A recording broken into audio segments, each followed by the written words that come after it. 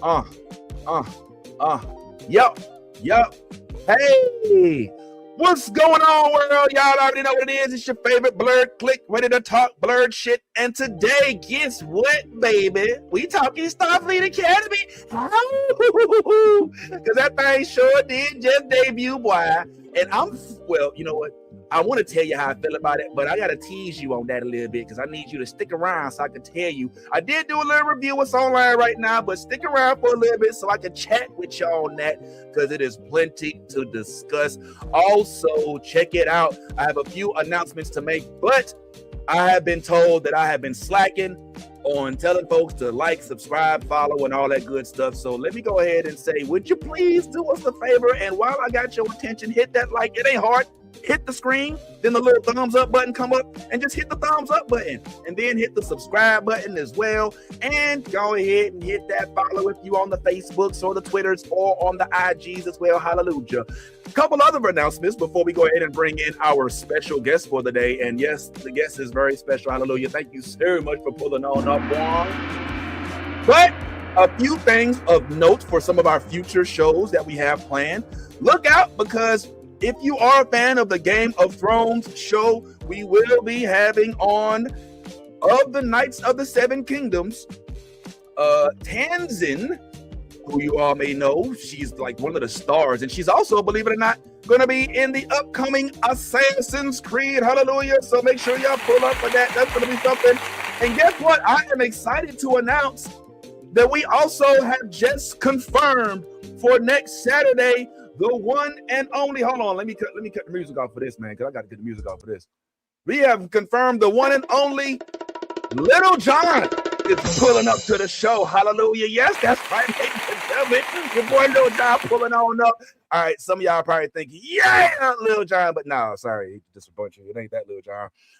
It's the Little John from Robin Hood, of course. So I know y'all love Robin Hood, right? But, all right, no idiots, not that Robin Hood. I'm talking about this Lil John from Robin Hood, the recent one that was just put out on Amazon Prime. All of the episodes are streaming live as we speak. And, it's got a new perspective. Robin Hood ain't just robbing the weak and giving it to the rich and giving it to the poor and all that.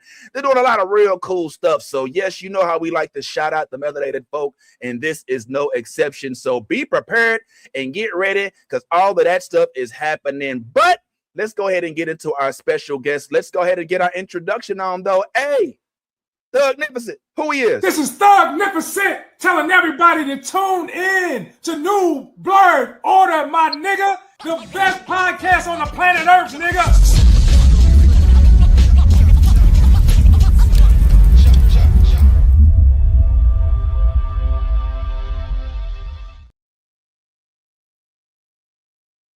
Alrighty, as I said before, guys, we are checking out the brand newly released Starfleet Academy, of which we are getting the feels from our Trekkies. We in the feels, right? We got the Klingons and the Betazoids, and we have the humans. We even might got a Jemadar or two. Hallelujah. Let's go ahead and talk about it. Familiar faces. Anybody? Yes. Let's go ahead and chat on it. And to chat with us on this subject, we brought a special guest into the house who also has some feelings about Trek and how it impacts your daily life. As a matter of fact, not too long ago, she had to deal with what trials one has to deal with on the face of Earth when you have to do just regular modern things, but in a Star Trek fashion. Let's go. Log, stardate 070225.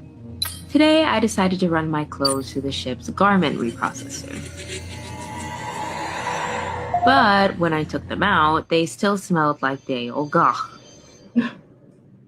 Computer, what the hell? Run a diagnostic on the garment reprocessor? The garment reprocessor is malfunctioning. No shit. Captain Engineering. O'Brien, come in? But I forgot. We'd sent him on shore leave after the whole mine prison thing. Contending with the fact that I was down to my last pair of clean underwear, I had an important realization.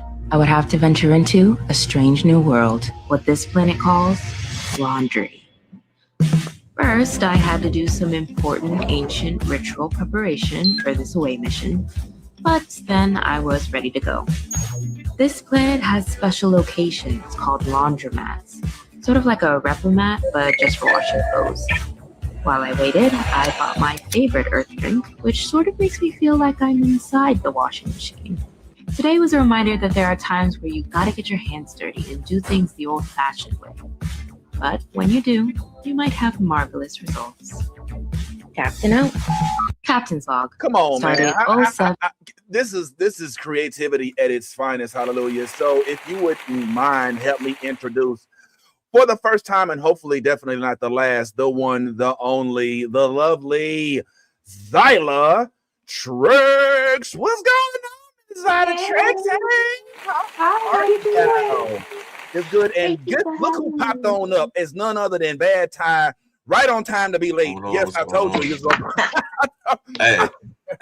All right, well, listen, man, he's right on time. This is the homeboy. We've already talked about this a little bit. I just want to get right on into it. Zyla, you are a young lady with melanin that does Trek content. Hallelujah. Like, I'm just trying to figure out, like, where do they make you at? Like, where's the factory? We haven't been seeing it. Like, it's you, my homie, the sci-fi savage, Sharice, who we had on last Sharice. Sharice was phenomenal on here, and we got to show her love. We was trying to get y'all on the same time. It didn't work out. But anyway, we're going to keep talking.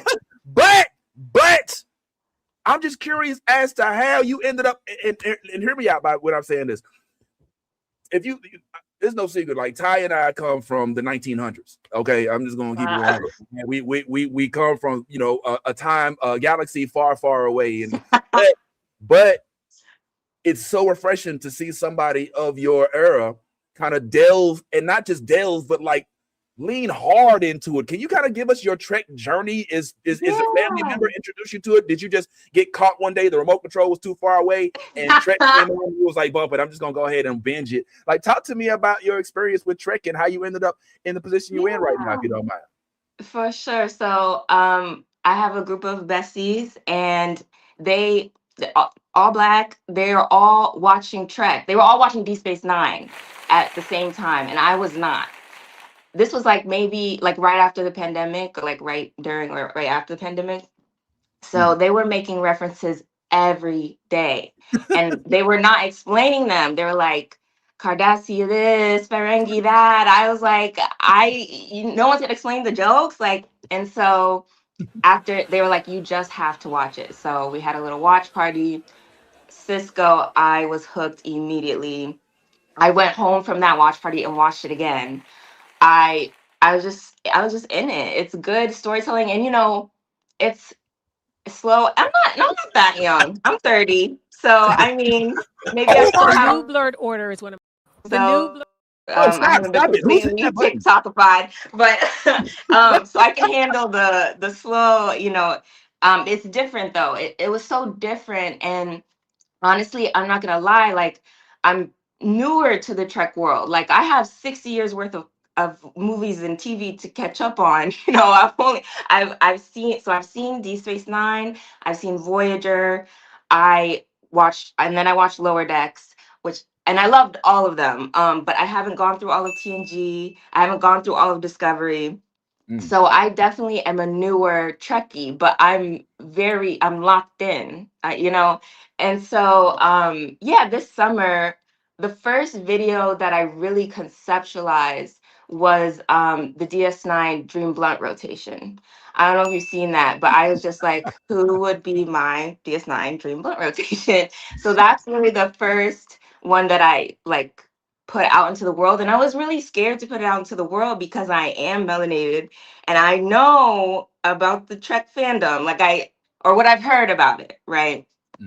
Like, it's a lot of white men who's going to tell you when you're wrong, and like, you don't know this, that. And I didn't want all of that scrutiny. But when I put it out, like, I got the opposite. Like, it's a lot of melanated folks love their DS9. They love their Star Trek in general. And so, yeah, I found a nice little community through making these videos, and I like it. So, yeah. I love that. And Ty, I'd love to get your opinion, but you late. I ain't gonna ask for it for like 15, 20 more minutes. I'm just gonna let you sit there and be eye candy for whatever. But if for those of y'all that are unfamiliar, let me put you on the game right quick, because your girl talented than a motherfucker. Hallelujah. Let's get it. Deep Space Nine Dream Blunt rotation. But first of all, here's who I would never, ever get high with. Cisco. Too much of an authority figure for me. I feel like it would be getting high with your boss or like a Jesus Christ figure, and it would just make me too uncomfortable. Julian Bashir. I love him down, but I just know he would get real motor mouthy and not be able to read the room, that he's not giving anyone else space to talk. And I could handle it sober, but not on drugs. Kira Nerys. Now, if anyone needs to start smoking weed, it is her, but I feel like weed would actually just make her more uptight, and she would just get real quiet and anxious. And there's only room for one tweak in this circle, and that's me. So, Odo, Space Cop. And here are people I would consider getting high with, but do not make my final cut. Miles O'Brien. I feel like he would be really fun and funny, but then he would leave early to go home to his wife and kids, and that would really piss me off. Worf. I feel like it would be so hit or miss. Like, he would drop really funny one-liners that I would remember for the rest of my life, but there's also like a 50% chance he's going to tell a really dark Klingon story that just ruins my entire high halfway through, and I can't risk it. Teenage Jake and Nog. I would never smoke with them, but I feel like I would be the auntie that turns a blind eye when I catch them hurriedly putting out their J in the hydroponic tank. Yeah, that'd be me. Garrick. I would invite him, but I feel like he would turn me down and be like, I don't smoke weed, knowing he's fully high on other shit. Quark. I really considered putting him in my dream blunt rotation, but I feel like I would get really paranoid that he was scamming me somehow, like running a little scheme on me. And honestly, I don't think I'm wrong to assume that. So who is in my dream blunt rotation? Coming in at number 3, Jadzia Dax. She's definitely a pro. She's a vibe. And she's probably the plug. Like, her plug only has the good shit. And I just know that for a fact. So we have no worries. Number 2, Rom. I would love to get high with Rom. With a little smoke. That guy is the life of the party. He's coming in with galaxy brain theories. He's coming in with the heartwarming tales that remind me what's good about life. And I know he brought the best snacks. He's that guy. And number 1, Morn. I know he doesn't talk. I just know that if we got high together, everything about him would make sense. After 2 hours, I'd start calling him Blood Brother. And I'd promise him my firstborn daughter's middle name is going to be Morna. Me, Jadzia, Rom, Morn, we're having a good night. Anyway, let me know your Deep Space Nine blunt rotation. Here. This is a phenomenal question, Bad Ty, that we have to ask each other, homeboy. Because if there's one thing we know, it's how to get high in this. You know what I'm saying? Allegedly. I'm sitting there fighting, man. I'm about to go ahead and go. Allegedly. But yo, all right. First of all, Ty. Yeah. Can you rate her list for me? I mean, like what? Oh man. Talk to me. Wow.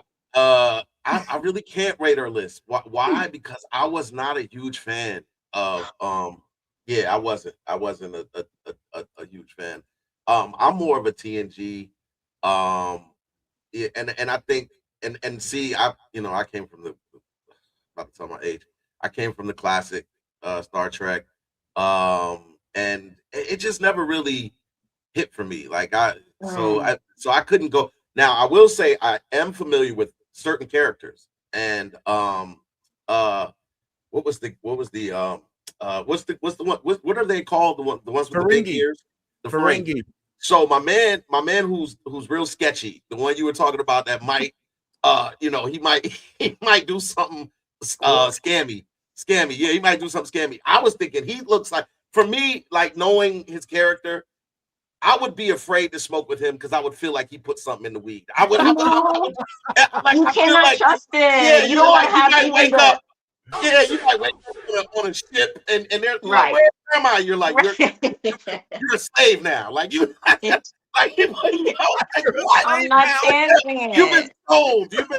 Right. Like I feel like that's he definitely would be on my non-smoke list. Like he's like, yo, you stay far away from me, homie.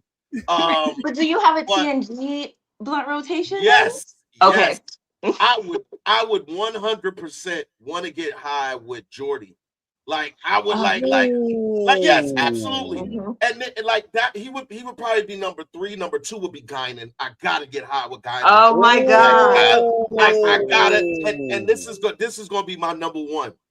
I gotta get high with Deanna Troy. Like, stop it. She gonna tell me how I'm feeling.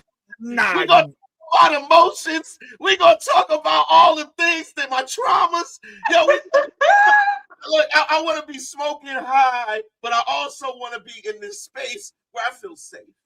I hear you. I feel safe. Yeah. And Deanna Troy would make me feel so relaxed and so Yeah. and I would be like, I would with have Deanna her Troy rolling while I'm telling her my stuff. Go ahead. Right. It's gonna turn from a blunt rotation to an ayahuasca trip with her. Like that, it's gonna be very different. Thank you. I see it. Thank you. Yo, I ain't gonna lie, bro. You in the fields with the Geordie LaForge because you ain't gonna be able to look at his eyes to see if he that high yet. You're gonna be like, yo, Geordie, like, you know what I'm saying? Like, can we like so yeah, all right. I'm gonna ask Jordy to hold a visor. I'm gonna be like, let me see the visor. Right. Let me see the visor. I know this is a crazy question, but can I see the visor? I want to see what you see. I mean, come on, bro. Yo, all right. I dig that. Shout out to One Time for the chat. Once again, don't forget, like, subscribe, comment, please comment. This is an interactive chat, so we're not just here to talk at you. We want to talk with you. So yeah, I'm glad that there's some Trekkies in here. Yes, thank God. And it's our usual click too. I ain't gonna lie, Zyla, mourn, my nigga. Okay, look, and you know what? It also broke the seal because there must be 700 comments telling me that Morn is the most talkative person on the station. Because I said he didn't talk. I got filleted for saying that. Filleted. But you know what? I don't regret it. I still would. I need to understand him. I just know that the weed would do it, you know? Well, all right. For those unfamiliar, Morn is a character on Deep Space Nine. He's modeled after, if you're a fan of an 80s, 90s show, Cheers, he's modeled after a character named Norm. They just made his name into an anagram. Yeah. All right. And so he literally just comes into Quark's bar, sits there, and says nothing. There's even a couple times where they'll tease you and be like, Morn, what do you think? And right before he says that, I'm like, Quark, we need you on the and be like, oh, hold that thought, Morn. You know what I'm saying? And then they go, and he goes the whole show. All 7 seasons and never says a word. And this is your King's Island. Like, this is her number. She's like, look, I need to hear what the next. We need to know, like, what is going on. They did have a Morn episode. I don't know if you remember, where he was like in charge of a syndicate of some sort. There's something there, and we have to get to the bottom of it. And I know I could do it. I just need a little smoke first. You know. All right. I get the vibes that Zyla is like, if you talk too much during my high, you're gonna blow my high. Like, I need you to have some context to what we talk about here. Right. It's not about you just doing a whole bunch of this, then I'm gonna need to exit stage left. It's not gonna. Yes, I love that name. So all right. Didn't nobody ask me, but if somebody was okay, it's all good. If somebody was to ask me who my top, you know what? Ask me. Somebody ask me, because I don't want to answer the wrong question. Because am I asking for just one series or the whole entire Star Trek world? Like, that's what I want to know. Okay, well, what's your favorite show? It's hard. Go ahead. I know. It was TNG. I just recently rewatched Deep Space Nine, and yo, this is another reason, and we'll get into this a little later. I don't know how familiar you are with Picard. Sound like you probably start with TNG, but you were DS9 first. Me and Ty have an opinion on who is the better captain, either Picard or Cisco, and we might want to get your input on that. But for right now, in terms of who it is that I would smoke with the most, all right, I ain't gonna lie. I want to smoke with Cisco. I want to smoke with Cisco so bad. Cisco is like my dad. I swear to God, the dude is a baseball fan. I'm a huge baseball fan. He's from New Orleans. That means that once we get done smoking, he gonna cook us some of that jambalaya, some of that gumbo beans, put a little crawfish off in the pot, out of the noise. And the boy Cisco, if you weren't watching, you'll notice that Cisco was a little bit of a player. Like, he didn't really show you like in the show because he was very regal and no, we must, as the emissary, I must tell you that this is. But every now and then, like Dax will be like, Cisco, remember that? Cisco, remember Right. remember that girl on the planet? So He's a changed man. He's a changed man. But he has a history. So I know there's so much, and then to go all your life and find out that you're an alien, like at the end of it, is like, yo, hold on, man. I mean, oh, sorry, my bad. If you haven't watched it, spoiler alert, hallelujah. Anyway, so yeah, I'm taking Cisco. I am also going to take Lieutenant Worf, and he was on DS9 as well. Yes. I want to see Worf be like, oh, this is not doing anything for my warrior. You know, this is I feel a little closer to Stovacor now. It's what? Literally. Yeah. I want to see if Worf like just goes nuts, and then finally. Now, Odo was on your list. I'm gonna put Odo at the top of mine as well. But I feel you with Dax, with Jadzia Dax. She was the plug. Like everywhere she went, she spoke all the languages. You know what I'm saying? Yeah. And you know, she lived in like a couple lifetimes. But like, yo, tell me how you from 100 years ago feel. Right. She's been doing this for 300 years or something. So she knows the things. But yo, could you like Odo? Whenever Odo like start. Because you remember, like, Odo, whenever he started feeling like, oh, I don't know, Kira, I'm starting to look at her a little bit. Like, he just started turning, like, real weird. I want Odo to get real high and, like, turn into a water buffalo or, like, a that would be fine. I would experience that. That's raptor or something. Like, I would, Odo, turn into a horse right quick, man. We got to go to the store and get some snacks. You know what I'm saying? So that's what I'm talking about, man. Yeah, incredible. So good, man. That's good. All right. Well, let me ask you now that we've talked about who we would get high with. Let's go ahead and get into the actual Starfleet Academy that was released just this week.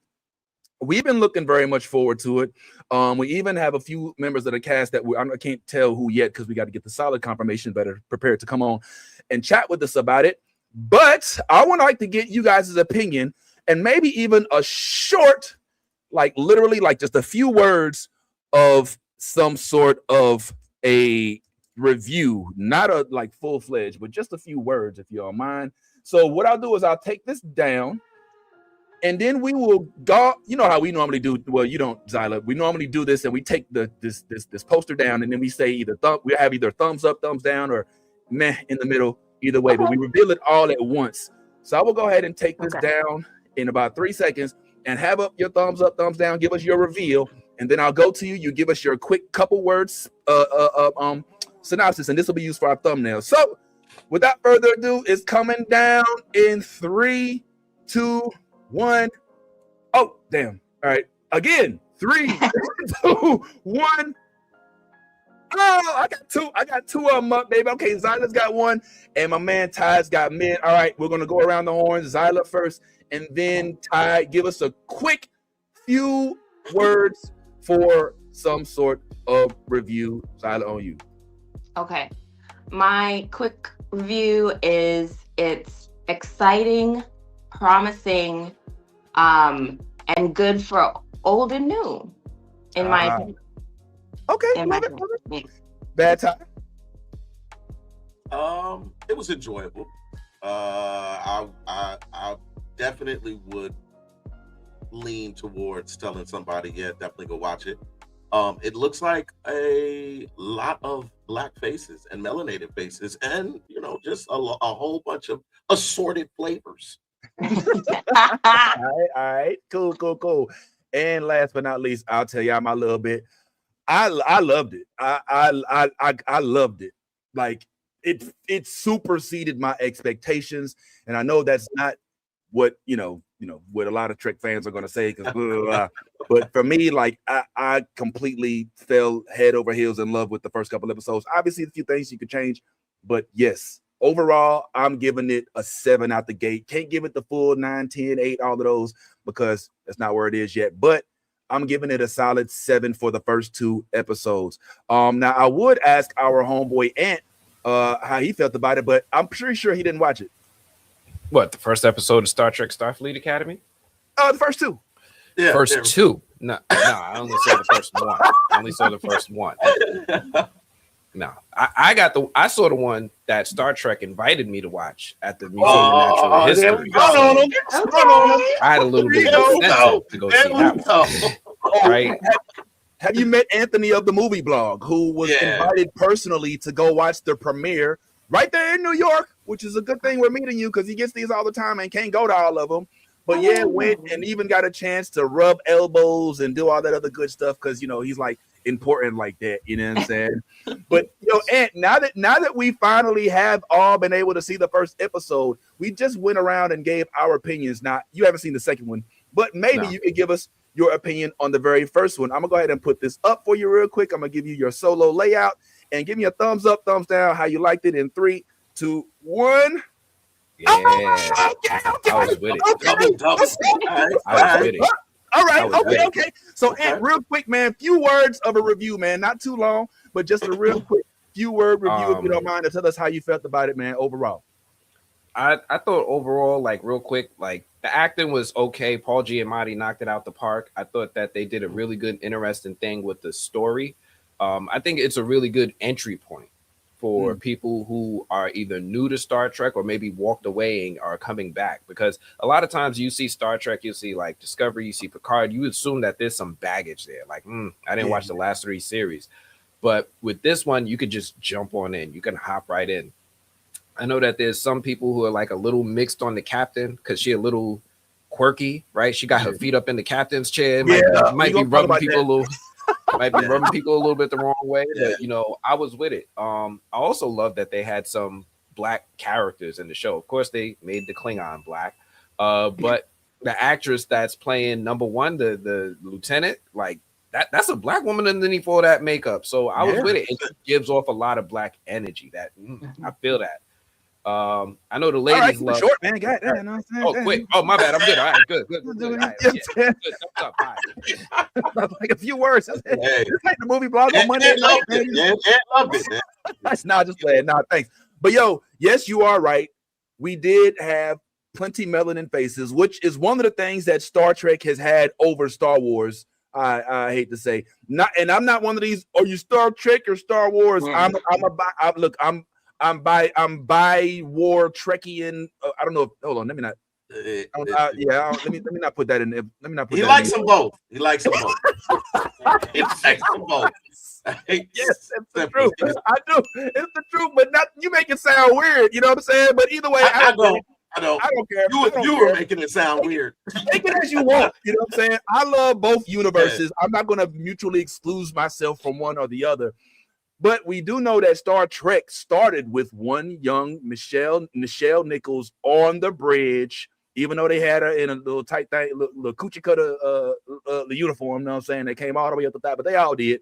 But it took the second Star Wars, Empire Strikes Back, before we saw Billy D. Williams. So even though I know we had the voice of James Earl Jones as Darth Vader, we didn't have him on screen. So let me just put that out in the universe. Also got our first interracial kiss from Kirk and Uhura. Hold up. So, nice of you to okay. He's awake. The lights is on. I was worried a little bit. He got the Batman. He's got Batman. I feel you, bro. You came in like the Dark Knight. You came in with the lights dim. Like I'm out here still fighting crime while y'all on a podcast early in the morning. Like, listen, man. Hey, leave that man alone. Enter again. Go ahead. Where's Rachel? Where's Rachel? Let me stop. All right. So, all right. And you hit it off, man. Let's go around the horn, talk about what we loved, what we didn't like. And you've already mentioned the fact that the captain had her feet up in the chair, and that kind of made me uncomfortable. I'm not gonna lie. Like I was like, oh, we got Janis Joplin as a captain now. Like we got all of Woodstock. Every cat. No, what do we need clothes for? We don't need clothes. Clothes just make. I was like, oh my god. Like you know how many aliens is like on that ship like that don't. You know what I'm saying? Like what kind of like what? Like if you don't get your feet out of like, if somebody don't put some plastic over that captain's chair. Like it was like, who is you? What is you like? She making that? I'm like, this is my house. You know what I'm saying? Like you just gonna put Like, we gotta work here, lady. You know what I'm saying? Like, I don't know. That Zyla, did that strike you? I'm on the opposite side of it. Oh, I feel like I like that we're getting a different type of captain. Like we've had captain after the regalness, like I love it. I loved it in Cisco Janeway. I haven't seen all of TNG yet, but I'm all about Captain's Year this year, right? So like I respect that so much about captains and I like trying to emulate it, but it's nice to have a captain who's like a little bit like, okay, I've been here for 400 years. Like, I know the drill, it's nice to get a different pace of a captain who's a little bit more chill. I don't know. I enjoyed it. And I think it's like a different type of storytelling we get to see. okay. That's a good take. That's a good take. I'm not just opposed say to this that. too. Like, Please. she's necessary. Like with the type of crew that she has, which is, let's be honest, a bunch of young adults. Like, you can't be yo, could you imagine Cisco having to take care of this crew? No. He would put his hands on these kids. Like, he would put hands and feet on somebody's kid. And so this, when I see her come through laying in the chair, and mind you, she didn't have to take the job. This is the thing about when somebody comes and recruits you for some shit, right? That you didn't even ask for.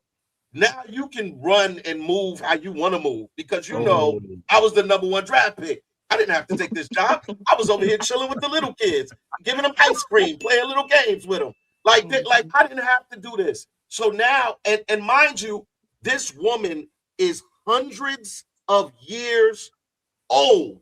She stopped giving a fuck a long time ago. Right. So like her whole the way she moving and on this particular show with the rebelliousness that she's dealing with and like all of the different, attitudes and personalities, there can only be one type of captain, and she's the right type of captain for it. Now, if Charisse was here, Charisse would probably put her on the worst list of captains. Like I saw what she did to Pike. I saw what she did to Pike last week. There's no way that Pike can still last after he just right. I did watch that. She was not about it. Yeah, no way. The worst is Captain Pike. What about you? And you've been holding this in since you saw the premiere last Monday, if I'm not mistaken, man. So finally, can you give us your rendition of what you took away from it? Good, bad, ugly, outlet. I think it was a great start. One of my favorite things about any show, movie, series is the villain. And Paul Giamatti came out here with some energy as this villain. And it feels like it's going to be one of these characters that we're going to love to see, but hate what he does. And I'm here for all of that. Overall, I think this was a great beginning. As far as my favorite captain and the way that she is with her feet up on the chair, I'm 100% with Ty on this one. And he's giving me his best intellectual look this morning with his glasses. I'm 100% with Ty on this one this morning. I feels like he put a lot of thought into it. It looked like he put a lot of thought into it. This is Booker Ty Williams right here. This is all right. So I as I've already stated, I loved it. Like, okay, let me kind of can I give a little bit as to why I loved it as much as I loved it? All right, it really has to do with expectations, right? When I heard about Starfleet Academy, as much as they've been kicking us around for decades, right? First thing I thought was, all right, so we're gonna have a classroom in San Francisco by the Golden Gate Bridge, and we're gonna sit there and watch them have classes, and they're gonna throw in a bunch of old school folks that we recognize, and that's gonna be cool. No, my friend. What they said was, oh, you thought we was going to be sitting right there by Alcatraz in San Francisco. If you don't get your ass out of that mindset, oh, bitch, we in space, ho. We got a whole class. Our whole school is a spaceship. Hallelujah. The USS Athena, if I'm not mistaken. We even going to give them some Silverhawk wings on the side of that bitch with the nacelles and all of that. And we going to fly to San Francisco on our first episode. We're not just going to open up and have class and, register for classes. No. We got to fly through nebulas, through villains. We got to do all the techno babble. Y'all going to have your first trials before we even take your first class. That's when I was like, oh, you did it again, Star Trek, you did it again. I would never have thought, y'all, that they was actually going to start them in space, that the actual bridge was going to be on a ship that's in space already. I never would have seen that coming. Like, it hit me out the blue, and it just automatically just flipped my whole mindset. Like, I just got completely caught off guard because I had such a preconceived notion as to what I was to see and what to expect. Zyla, you feel the same way? Like, I feel like that was significant for me. And it's like, genius. I think it's genius because I mean I see so much of the complaints about DS9. It's stationary. They're not going anywhere. All the problems are coming to them, and this is just a perfect way to, I mean, space is the classroom, like that's what they said. So it's like, yes, we do get to go out into the strange new worlds, and we do get, but you know, you still have the campus, which is classic, and you know, you're not going to erase that lore, but you get to go out and meet the challenges out there in the world. And I think it's brilliant. I think they thought this through, you know. So yeah, I'm excited about it. I think I love just the way that you can tell in the storytelling how they're trying to meet the challenges that they know are going to arise. For example, I love a story that challenge. I think with the burn, they're able to re get back to the principles of what Starfleet and Star Trek is. It's like this whole narrative of rebuilding is really helping us, you know, get back into Star Trek if you've left before. And like, I think that I love a show that challenges Federation principles. Like I started watching TNG and I love how it's like, this is what it is, this is what it is. But the thing that I most loved about DS9 was it's messy. Like the challenge of governing Earth and also intergalactic species, that is difficult. It's messy AF. And they brought that out the gate. And I loved like first scene. So, you know, I think they're killing it. I'm excited. I'm loving the storytelling. Likewise. All right, so tell me how y'all feel about this. I'm just gonna throw this out there for the general public. Gen Pop. How do we feel about the storyline? One thing that I had to wrestle with for a little bit was some of, you know, all right, as people of color, black people, whatever, we're automatically, because of the history in the United States, we're sensitive about certain subjects, right? And this is no different. So I'll tell you that I felt some sort of way when I saw that after oh my God, I forgot his name already. What's my man's name? Caleb. Caleb. All right. After Caleb Muir brilliantly evaded being caught by the system. All right. Even though I don't know how he survived and all that snow. By the way, spoiler alert, we finna talk. we finna get into the episode for real. So when I saw that they brought him back as like a criminal who was just so good at stealing stuff and was able to, I was like, okay, all right, you know, we're training day in this. We're gonna do the training day thing. But then I had to remember the plight of Voyager as well. All right, now I'm not, again, and you see this if you watch my review. I did a review. It's live on New Blurred Order right now, but just went live last night. But if you recall the Voyager plight, Captain Janeway had to go and get Tom Paris from probation. Like the dude, he was literally on community control on some planet somewhere, you know, where he was doing like labor. He was like, yo, well, listen, Tom Paris, your father was such a great admiral, and I'd really like if you could come join us. We need a very experienced pilot. Well, I can't do anything for you guys. Well, if you can, this would probably be a good way to tighten up your legacy. And so you're like, okay, so first thing she do is recruit a criminal, and you know he's a blue-eyed, blonde-haired white guy. So I'm like, okay, so it's not just black people. And then in addition to that, what's the first mission that Voyager had? To go to the Badlands and find the Maquis, who were basically a formulated mutiny against the Federation because of the way that they dissed them and the relationship with the Cardassians, which I had to learn how to say. I kept saying Kardashians. He's like, you mean the Cardassians? I'm like, no, the Kardashians. He's like, Kim, Chloe. I'm like, no. Anyway.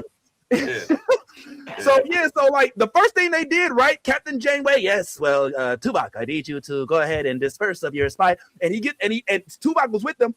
They joined the Voyager crew, and Janeway, smartly enough, made Chakotay her number one because he was like the captain of the Maquis, who were outlaws. Like, we were talking about going home. It was like, yo, what are we gonna do with us when we get home?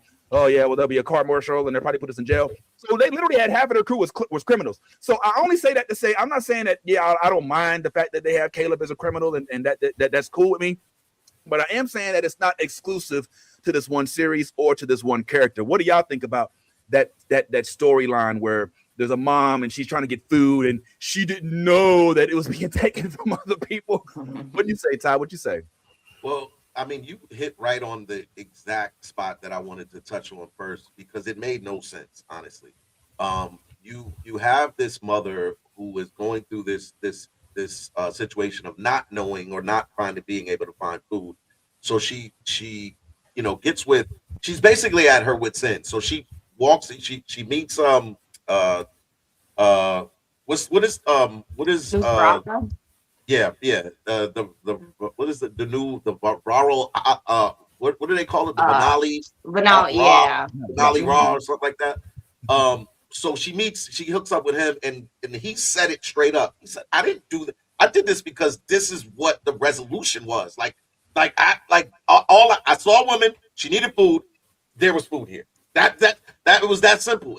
And when I see that, and then I see this, I believe at the time, 8-year-old boy jump out of a space station into what looks to be a dust storm or whatever. I don't even know what's going on, but it's a lot of shit going on outside.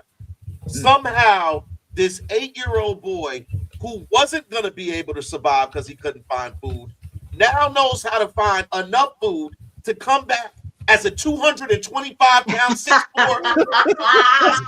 muscled up, look like he been in the gym every day. But I'm supposed to see past the fact that last time I saw you, you were starving. Come on, like this. All right. Listen. No, because I know what you're doing, and I'm just saying as far as plot line. I'm just saying as far as plot line, that doesn't make any sense. Now, am I gonna just break the show down and be like, nah, the show was terrible because of that? No, but I am gonna acknowledge that some of this shit don't make sense. When it comes down to it, I love the show. One of the things that I will say that I love about the show is the director. If you've ever been a person like me who watches background shit that happens in the background when the scenes are going on, one thing that I noticed almost in every scene is in the background, we chilling. We out here. We out here. Like when I say we out here, we out here. There was a scene where they panned to the background and you saw like 5 or 6 of us just sitting in the bleacher section, just chilling. And I was like, yo, and it was like each time I saw the camera pan to the backgrounds, we were always present in some capacity. Yeah. And that to me says a lot about the director's choice and how they filmed this and how they wanted it to be filmed. So I absolutely love that. Sam I love her smile. It lights up the room. I love everything about that young lady on screen. She is a marvel. I cannot wait to see, because she's a hologram, like some type of the first of her kind. She's like immensely brilliant, and also has like this very innocent demeanor about herself, because she's like childlike in a way, because this is all new to her interactions and everything. But I love her. And then old girl who plays the Klingon, the director, the first officer. Yeah. Oh my God, she is killing her role. Yo, like right now, she's my favorite. Like, Sam is a close second, but she's my favorite. She said something in episode 2. She said, just get their strongest fighter, we'll get our strongest fighter, and we fight to the death. Shorty was like, Shorty looked at her like, whoa. She was like, no, I thought it'd be quicker and easier. Right. Yo, yes, can I cut in? Can I cut in? Yeah, absolutely. Oh my God, I gotta cut that thing off, man. All right, so I want to hear from Ant as well, because Ty just made a good point about the people who made the show, the producers, directors. there was collective thought that made it so that the melanation of the show was indeed prominent.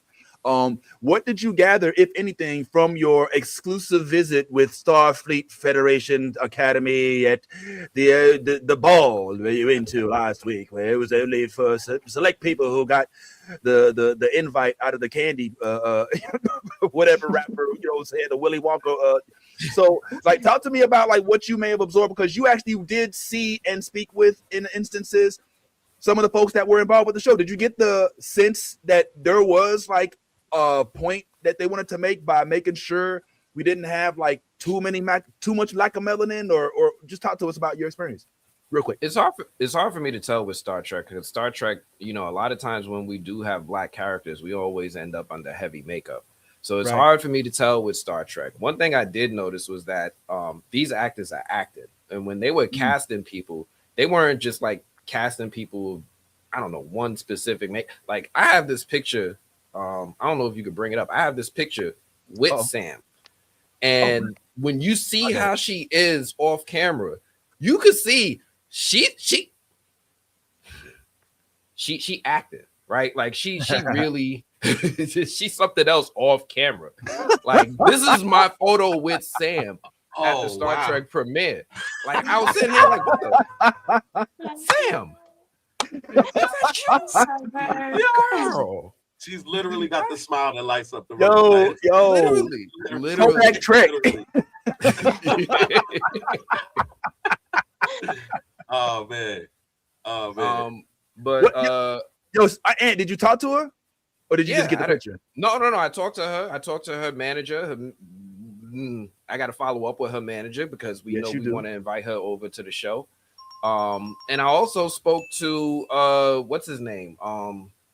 Sandro. Oh man, Sandro. First off, me and Sandro had a whole conversation specifically about coming on to this show. Me and Sandro had a whole conversation, but it helps me when I see that they're casting people who are new or first time, big roles, big exposure. Like Sandro, he's just now being introduced to the world, and as what I assume is an Afro Latino, I want to help usher and support this man and make sure that he gets the love that he deserves. Not just because he's coming up into this show with all the big guns, but also because he's actually bringing like a poise, a talent, and an aura about him that I think is something that can help propel him for the rest of his career. Yeah, we got to get Sandro. Look, Sandro, if this is who you're talking about, I'm assuming, my man. I got it. Caleb. Yeah. Caleb. I know we've been in talks, and I don't know, he might be thinking too big, but he definitely is giving off very, very captain, like all the captains combined into one. Like, you see the Kirk, you can see the Janeway, you can see a little bit of Cisco. As for all of the rest of them, I'm not sure. They've embodied, like, to combine the new with the old, because that was a hard thing to do. Like, Discovery went full-fledged into the future. Strange New Worlds brought us back. It's kind of low-key origin story, a little bit of Spock and Pike's story, because we only got one episode of Spock and Pike in the TOS. So with this, we're getting now I ain't gonna lie. My man right here is interesting. Okay, because I'm not completely sold on him being Klingon yet. Now hold on, hear me out. I know he looks Klingon, right? I know he looks obviously like a Klingon, but for some strange reason, hold on, Ant, my bad. Hold on, let me show this with Ant real quick before you move on. Look, Ant, look at my man, Ant. Look at God. Hey. You know what I'm saying? Come on through, Ant. You know what I'm saying? What's up, not Indian scammer? Yo, yes, my man Ant is in. Look, my dog just get all of it. You know what I'm saying? Like, one of these days, man, that's who I want to be when I grew up. I just want to be Ant. But I'm not completely sold that this dude is Klingon. For some reason, I'm getting. Is it just me, or why are you saying some reason? Like, if you're gonna say it, say why you. I'll say it. It's mainly because of the nose. It's because I see Bajoran. Like, the Bajorans have this thing on their nose like this, right? I don't. Zyla, am I tripping? Like, is They didn't. All right, my bad. She said, "Don't ask her." I'm sorry, I didn't mean to. Nah, My bad. Vince, you're making it. I just want you to know you're on to something. But I wasn't gonna say it was because of his looks.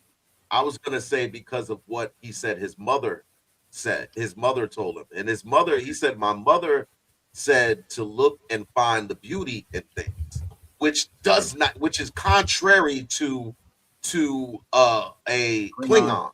Yes, because we know we have a Klingon firsthand in our first officer, and she ain't nice. Look, listen. I'm telling you, listen. We just saw in Strange New Worlds, I believe it was, Strange New Worlds. We saw a Klingon die amongst a bunch of zombies because that is what a Klingon lives for, to die a like glorious death. That I'm just saying what Klingon lore is. They're like their whole thing is to die a glorious death. Come on. Everything that he is spitting is contrary to Klingon belief. He says, when she says your biggest thing is to die valiantly, he said, I want to live valiantly. You know what I'm saying? Which is contrary to, again, everything that a Klingon represents. So you may be onto something that his mother may very well not be a Klingon, but that doesn't change the fact that he is still Klingon because his father was. Let's play. Let's not play with this man. Look. He looks like a Klingon. He may have some traits from whatever else you want to say, but that man is a Klingon at the end of the day, which is I think is going to be a huge storyline moving forward. Because I think there's more than meets the eye with him too. And I might just go ahead and say it. I think he may very well be the first gay Klingon. Oh wow! I'm getting that. I'm definitely getting that, and I'm ready for it. I think it'll be cool. I like that they're doing that with him. I think just showing, even if he is full Klingon, showing someone struggling with their identity in the same way. You know, I mean, I think Worf had a lot of like imposter syndrome issues because how he was raised and stuff. But contrary though, he was like, I am Klingon. I'm doing things the Klingon way. Whereas, Jaden is gonna kind of have a different, like, I want to be a Klingon, but I don't want to do it the Klingon way, I think it's interesting, and I'm excited to see how it unfolds. That's a good observation. I didn't get the same sex part, but I'm open to it. But I did notice that he was, like you said, he was not giving General what was my man name in Deep Space Nine? General Martok. It'll be a glory. Give me some more blood wine and some day old goth, and we'll celebrate with Kalis over the victory over the Cardassian. He's like, General Martok was a pirate. Yeah, that's not. But truly, I never thought about if he was a pirate. Or join the House of Martok. Me mateys. You know what I'm saying? But anyway, the thing I would say, and this goes into the depth, and I see you, Chad. I know we've been ignoring y'all a little bit. We're gonna pull up in a little bit. We're gonna go to the chat. But I just want to say this for the folks who are casual Trek fans. Now that I've delved into my Trek degree that I'm trying to earn as a Trek expert, like the Klingons all being of a warrior race is a stereotypical depiction of Klingons. There have been multiple Klingons that we've come across that were not necessarily, I just want to die and go to Stovacor. They're like, well, how about we look and see if there's anything in engineering that could possibly, like, remember Worf's son, Alex, is so not Klingon. Like, he looks Klingon, but he's like, dude, I just want to, you know what I'm saying? Why am I here, man? Why am I here? Like, I just want to go back to Kronos and just chill, man. Like, where's my mom, man? Like, I mean, you don't sound just like that, but no, he did not sound like no, he did not. But you met Alex in TNG. Alex was in TNG. All right, he was in New Gen. And he made an appearance in Deep Space Nine, and he actually had to fight some Klingons, and he kept getting his ass beat like Worf had to step in and be like, yo, this is my son. Nigga, what the fuck? This is my son. That's my child. And you know he didn't do that a lot, so exactly. Like normally, like the thing, like nah, whatever. And also, then in one of the episodes in Enterprise, which I know everybody didn't watch, I get it, but I just watched it. But there was an instance where they was like bucking up the Klingons, like they was like, "Hey, yo, man, Mr. Klingon, don't you want to go ahead and fight? Like we're not trying to fight y'all." And he was like, "Yo, calm down. Like everybody that's a Klingon doesn't belong to the warrior class. Like some of us are science. How you think we got into space? You know what I'm saying?" And so they kind of go into the plight of the non-warrior class Klingons. We're always introduced and more familiar with the warrior class ones. You know, the ones with the sash on the belt who belong to a house that rode around with the Targs and is trying to get or so eager to die in battle. But there's some other Klingons that are like, look, bro, I just want to go to school, get my degree, have a job. I just want to live. And I think that might be what this gentleman is. By the way, shout out to Kareem. He did send us some love on one of our posts. So we appreciate you, homeboy. But I am eager to see what this is. If you look at this very clip, as a matter of fact, it looks like right here, this moment right here. You see there's somebody in the background. And I think that looks like old boy from that show that we watched, Institution, the dude that was the cop. So I get a feeling we're gonna get some backstory. I bet you that's his pops, and we're gonna learn mom is like a Bajoran or something like that, but we'll see. All right, let me ask y'all this real quick, and then we'll kick a couple things around, and then I don't want to hold Zyla. I asked Zyla for like 30-45 minutes. It's been about an hour, but it's all good. Hopefully she's okay. What do we think about? All right, well, there's two things I want to ask, but I'll start with this one. This is light. What do we think about the guest appearances from some of our prior shows that we got in here that's going to hopefully kind of tie the shows together? We saw your favorite Tom Cruise character. We got Tilly there. I think she looks like Tom Cruise. She does look like a female Tom Cruise. She does, absolutely. Yes, absolutely. We also got, there was a scene where I think they showed a bunch of names on a board, which I want to get to that in a second. But what do y'all think about that? The Dr. Robert Picardo came back as the EMH. He's an aged EMH. He's like, yes, I allowed my program to allow me to go ahead and improve the age because it made people uncomfortable. Like, all right. The techno they got to say something. You know, they got to say something. They did the same thing for Q and Picard. If you recall, Q came back. It was like hella old. And it was like, Q, you look old. He's like, yeah, well, it was making y'all uncomfortable. So I went ahead and just was like, say, all right, that's what we got to do. Mind you, they could always just do the AI face, but I'll give them some credit for at least coming up with the storyline. What do y'all think about the guest appearance? Did y'all see anybody that you was like, yes? I know I did. I was excited to see the Doctor. I'm a big Voyager fan, huge. So, you know, it was fun to see. It was fun to see he's still a curmudgeon and like the nod to like tricorder. Medical tricorder, like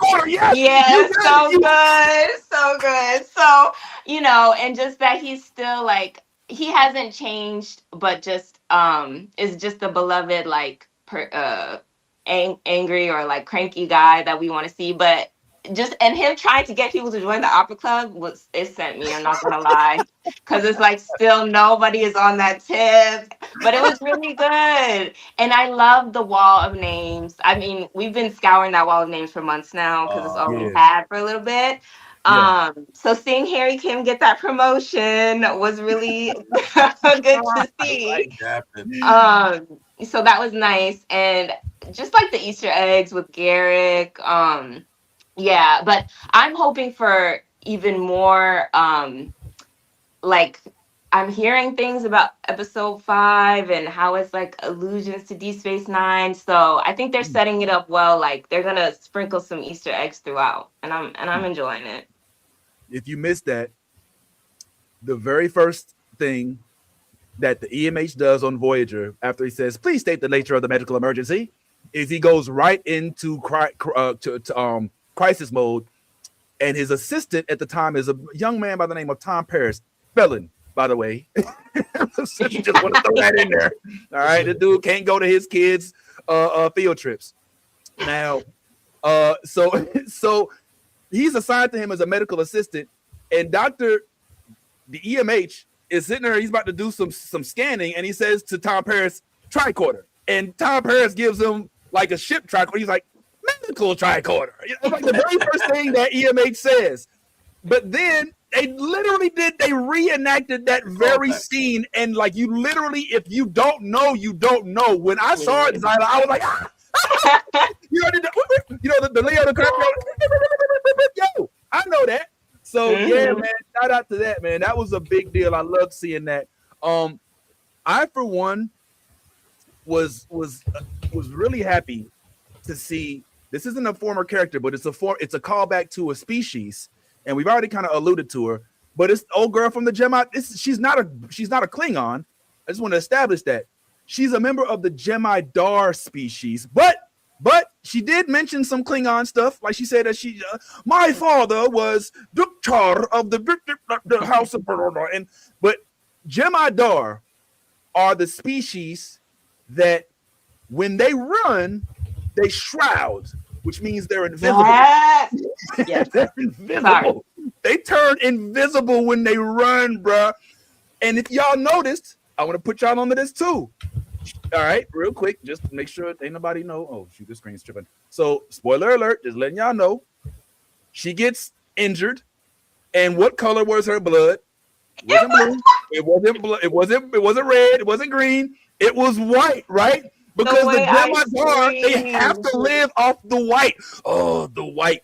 The Dominion and the Founders, they basically control it. To me, is an allegory for white people and crack in the 80s. Like, we're gonna go ahead and deliver the crack to y'all, and now y'all need us, and blah blah blah blah. And so, but yeah, the Gemidar were basically servants to the Founders and were attack dogs for the Dominion. And their biggest nemesis, I remember, you tell me if I'm wrong, Zyla, when the Gemidar started becoming prominent, they were like, we hear about these Klingons. We would like to, you know, we want to, and there was an episode where the Gemidar had imprisoned Klingons and like Dr. Bashir and a couple other ones. Yeah, they had to fight each other, right? And Worf beat the shit out of them Klingons. Worf was like, yeah, whatever, man, y'all ain't gonna, you know what I'm saying? So I think it's dope to combine what looks like maybe two of the most ferocious species into damn near one character. And here's the kicker: she's a comedian in real life, so you know it's gonna be like, she was funny as hell in the show. It was so good. Yeah, man. Yeah, she delivered. Can we talk about that? Because I think that's one of the pleasant surprises. And I spoke about it like last week, that I thought this was more like comedic, and they are hitting, like their jokes are hitting. They're like the scenes where they're supposed to be this comic relief. It's present. It's spot on. It doesn't seem like they're reaching or anything. So it kind of feels natural. And this cast, if just from the first two episodes, I see a level of just like choreographed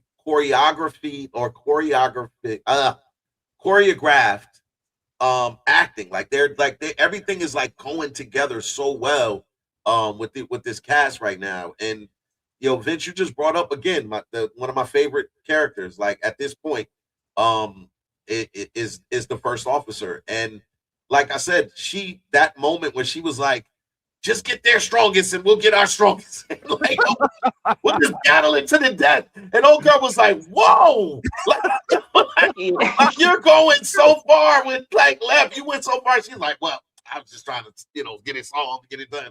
You know what I mean? So like that those little aspects, but also, can we acknowledge the fact that they are hiding Jean Grey on the goddamn, like they got motherfucking Jean Grey on the motherfucking ship?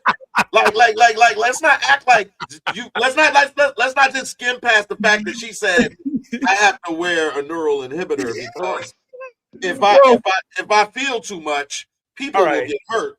What? I said, what in the Jean Grey is going on here? You got the Phoenix Force? Like, what's happening right now?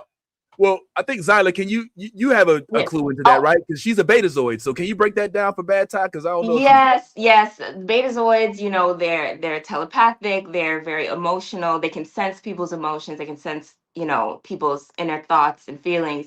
And I am excited for the development of that Betazoid who can feel, she feels too much.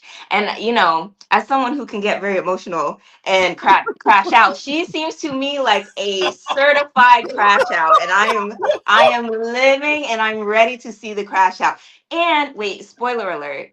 I'm very interested because if I can say, for like in the second episode, I believe it gets revealed that she's going to she chose the War College over Starfleet Academy. That's not her. Bill. Oh wait, that's not her. My bad. Oh, sorry. Yeah, no, it's Yeah, I can't. no, Zoe she's right. Steinreich, but she chose the War College, and I don't know what that was, but it seems like she needs the discipline. She's like she says something to that effect, like sometimes discipline is good, which she's gonna crash out, and I'm ready for it. I'm happy.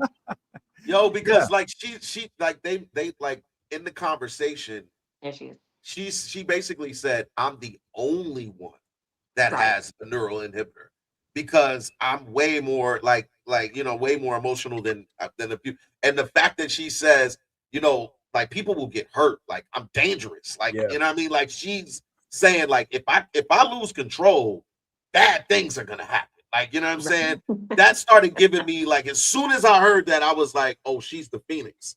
Oh, we got Jean Grey over here. At any point in time, if Scott makes me mad enough, everybody gotta die.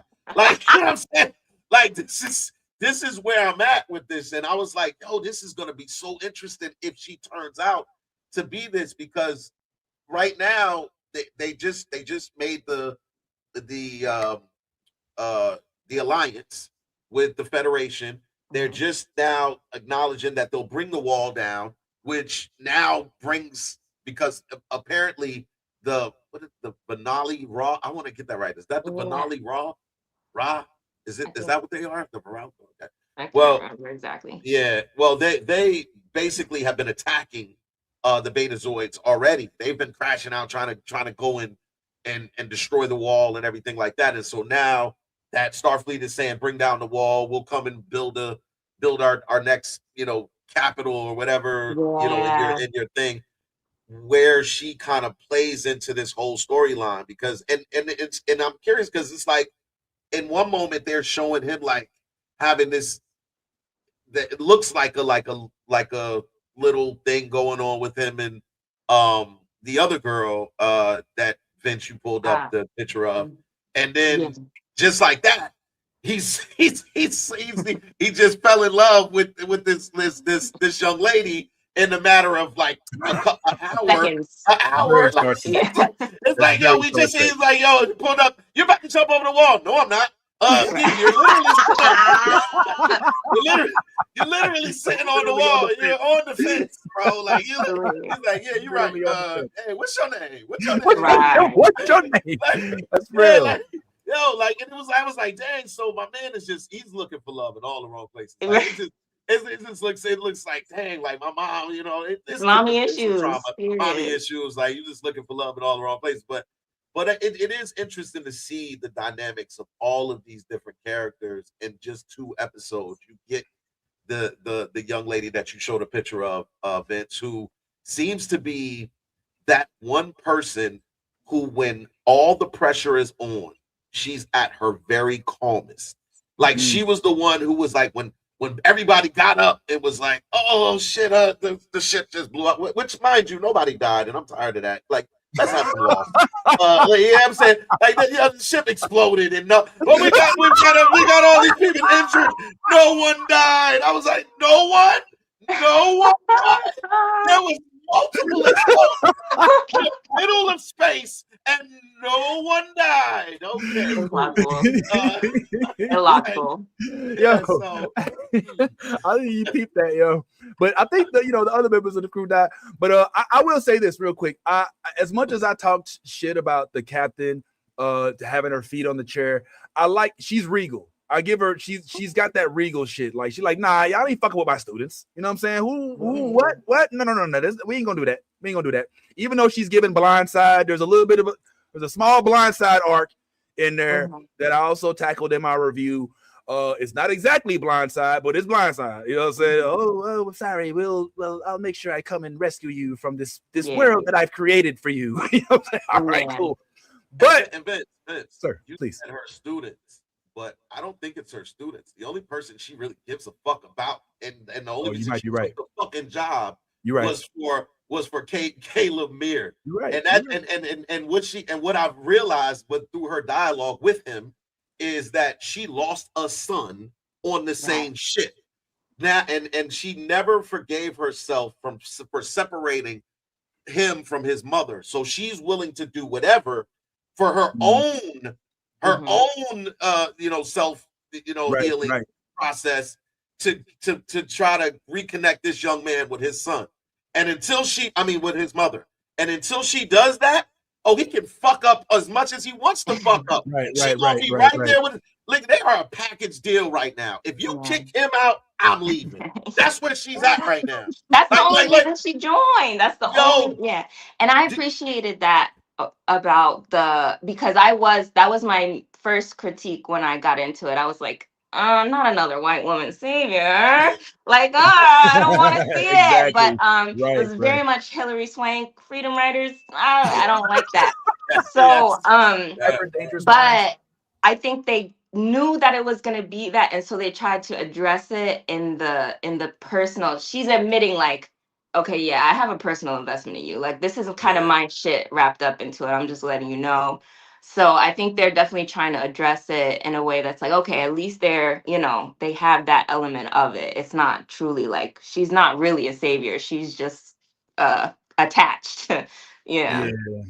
She found a new pet, and his name is Caleb. And it's a fascinating thing. I have a couple critiques though, and then maybe after this, because I think I may have. I'm sorry, Zyla, I didn't coax you into I am doing here. I'm loving. Okay, all right. As long as Anthony's taught me to be respectful of people's time. Before I met him, I didn't give a fuck. I was like, look, bro, I called you. We here for 3 hours. So a couple things that I thought were all right. Let's talk about this for a little bit. First of all, to address the white woman savior issue in the room, I will at least say this. They tried to clean it up a little bit, right? Because they were like, oh, well, the committee decided and I immediately resigned my post. I couldn't live with myself after I gave this man, I took this man away from I had to quit in disgrace. Disgrace. So we're supposed to be like, oh, she quit in disgrace. We're like, you goddamn take that man away from his mother. You know what I'm saying? Like, you had to take away from them in the first place. Like, I was thinking the whole time, I was like, really? I'm gonna take away. But this is what I'm hoping for, and this is one thing that I have to say is one of Ty's is something that Ty has a problem with. Ty has an issue with letting the plot breathe. Ty want the season to end on the first episode. Like, he want to know everything, but he don't want it to be like, he don't want you to like, oh, so that's why they did that in the 8th episode. When he be like, nah, man, this shit don't make no sense. Why he did this? You know what I'm saying? So what I think is like the whole issue of him going out and not being able to find any food and all of that. I would hope, even though we're not in 26 episode seasons anymore, we're probably gonna get 10. But I would hope that there's some sort of reference to what happened when he went outside that window. If he was picked up by, I don't know, some sort of character, kind of like Star-Lord was picked up by the Whistler dude in Guardians of the Galaxy, or like, how did he end up? I think there will be some plot holes filled by way of the rest of the season. And hopefully, what I'm hoping they do is give us a little bit more context with regard to the relationship between Caleb's mom and Paul Giamatti's character. Like, I suspect she may have known more than what she led on to knowing. When she's like, I didn't know he was taking it from other people. Like, did you not know? Or were you just like, all right, fine, we got to eat? And if that's the case, then Starfleet, I could understand them being like, all right, we're going to put you on probation or whatever. But it just seemed like she was a little too eager to take him from that mom and, you know, kind of put him in the DCF property. You know what I'm saying? So I wasn't really feeling that. What's up, Ty? I was going to let you cook and then let you finish what you were saying before I checked your ass. First of all, I don't know. It has nothing to do with I don't accept. I deal with the realities of things. And when the reality of things is what I saw, you're dealing with hypotheticals and what you hope may happen in the right. But what I'm saying is I was just acknowledging what I saw on screen. If that happens later on, cool.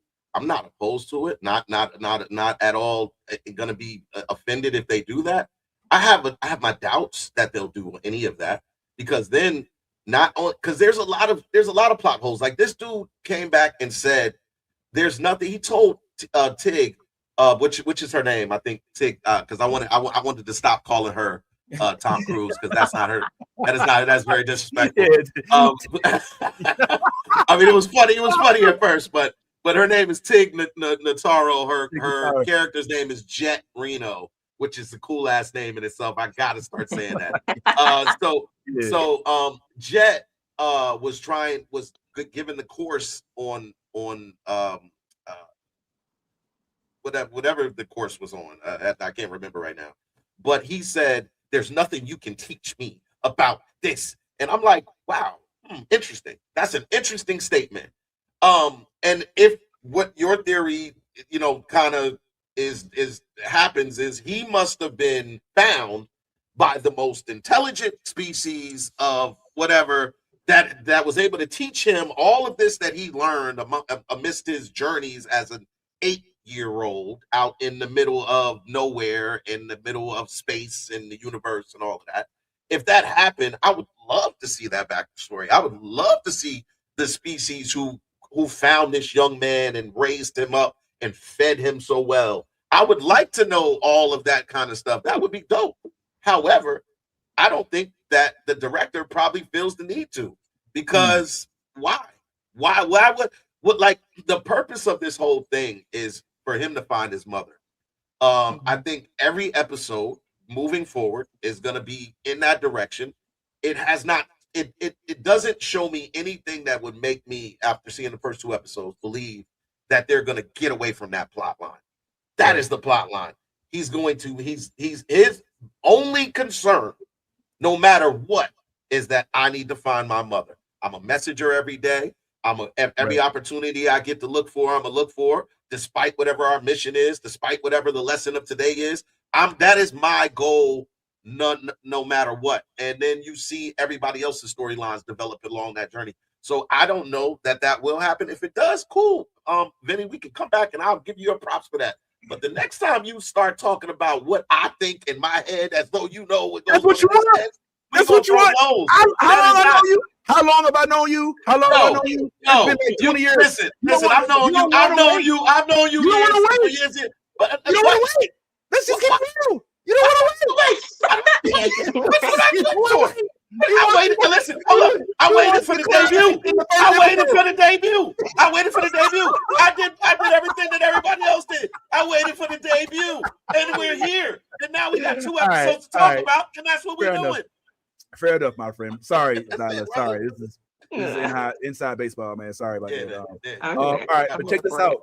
So two real quick things, and then if you like, we can go ahead and start either talk about something else, or we'll start closing the Star Trek portion of the show, of which we will unfortunately maybe let our new friend Zyla go back into the wild somewhere in the Delta Quadrant. But a couple things real quick. Pokemon. We gotta. No. So just to address Ty's thing, even though Zyla basically spelled it all out, just one added morsel for the non-Trekians in the comments. Betazoids, as she said, they are highly emotional. They control other people. But here's the thing: the thing about her having this inhibitor on is not just to keep her powers in check, but the difference between Betazoids, who have telepathic abilities, but so do Vulcans. All right, there's a lot of different species that have telepathic abilities. The difference is Betazoids can transfer their emotions to everybody around them.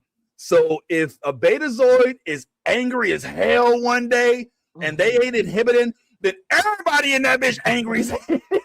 Like, everybody angry. You know what I'm saying? If a Betazoid is in love, like on Deep Space Nine, when there was a Betazoid that was in love with Odo, the whole ship start falling in love with each other. You know what I'm saying? So if they don't wear this inhibitor, it doesn't just keep them from like their power. It keeps them from transposing their emotions onto everybody else in that class. So if she was sitting there and talking to old boy on the fence and he didn't have that thing on, then them security guards would have walked up and be like, hey, you know what I'm saying? What's your name is? You know what I'm saying? Hey, dude, I ain't even noticed you before. Look, you been in the weight room? You know what I'm saying? Like everybody would have started following in love with each other. So that's one of the things about the Betazoids. It's like their emotions are kind of like scents. Like you don't just smell them, like you feel them. And they even explored that in one of my favorite series, which doesn't get a lot of love, Lower Decks, where they had a lot of Betazoid.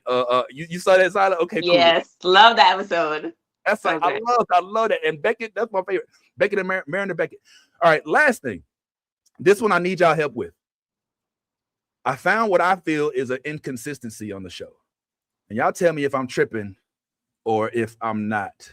All right, so in Starfleet Academy, Zyla already kind of hipped us to the fact that they had this, there was a scene that was really touching where they kind of showed like a leadership board, right? They kind of showed like all these names on the wall, you know, Sulu and Tom, like you saw all these names. Who was the captain, by the way, on the wall? Well, yes, well, yeah. If you watched, was it Voyager? Yeah, I think there was an episode of Voyager where we actually saw him in action, and we saw the difference between like the new and the old. So Sulu, even Harry Kim, I think Harry Kim was the captain. Yes. I think Harry Kim on there. Admiral, holy shit! He was the youngest one on Voyager. But here's where I kind of have a little bit. I'm like, oh, okay. So one of the references was when they were in trouble. Somebody said, "Discovery, as in the ship Discovery, is too far away to summon and come with us with our distress signal," which indicates to me that Discovery is in this timeline. Follow me. All right. Discovery, which was captained by Giorgio. Oh, sorry. No, that wasn't Giorgio.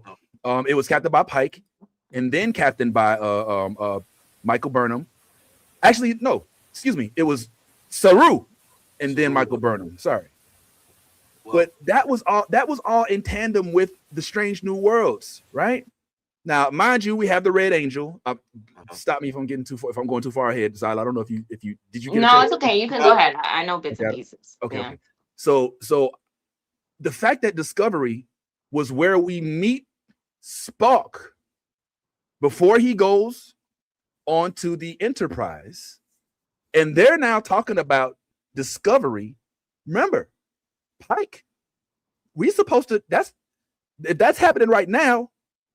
Pike, then TOS, which means Kirk, then Picard on TNG, then Janeway. How do we know what's going on with Harry Kim? You understand what I'm saying? If we're still in the universe where Spock is on a starship, or Michael Burnham, or Pike, like that stuff is like hella way into the future. We don't even know who Harry Kim is yet. I mean, am I wrong? Am I tripping? Like, this timeline seems to be in flux. I don't know exactly where we are.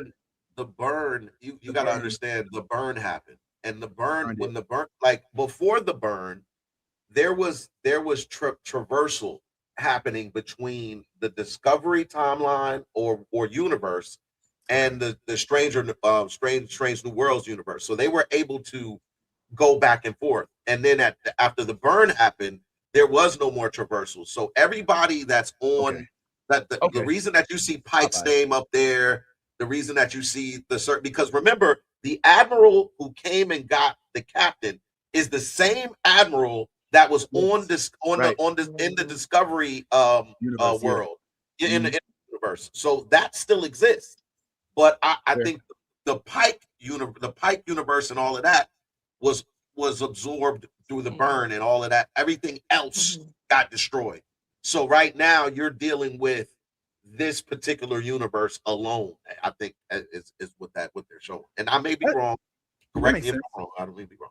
Now I'll buy that. I mean, technobabble isn't always gonna make sense. Yeah. But I did think that I was like, okay, hold on, wait. If Discovery's in this, then how do we have any idea like who Harry Kim is? Like Harry Kim has to come after Picard, and Picard that's after if Pike is.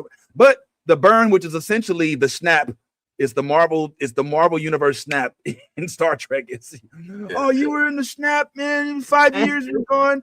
It's basically the Star Trek version of it. But I like it as kind of like that central dramatic crisis that unifies all of the franchise's shows. So I think that's pretty cool. Yeah, man, I'm geeked up. I can't. Go ahead, please. Really, but this also, I wanted to add to that a little bit. The burn also has a key significance, I think, just in the word itself. I think that all of the preconceived notions of what Star Trek was have been burned away, and this is what Star Trek is. And this is moving forward. I think that you're going to see a lot of the things, the stereotypes that you may have had in this regard and that regard and all of that, those things kind of burned away. And then that, like, this is the new generation, not the next generation, but the new generation. Right. You know what I'm saying? So I think that has a lot of significance in where and how we receive these characters moving forward. Okay, dope. All right, before we let her go, Miss Zyla Trex, I would like you, if you're okay with it, to help us kind of unpack one of your recent posts, which was addressing trolls in the Star Trek universe. For those unfamiliar with this, I will give you a quick sneak peek, and then we'll talk about it on the other end.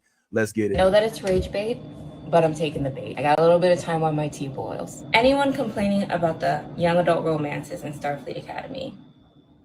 What the fuck are you talking about?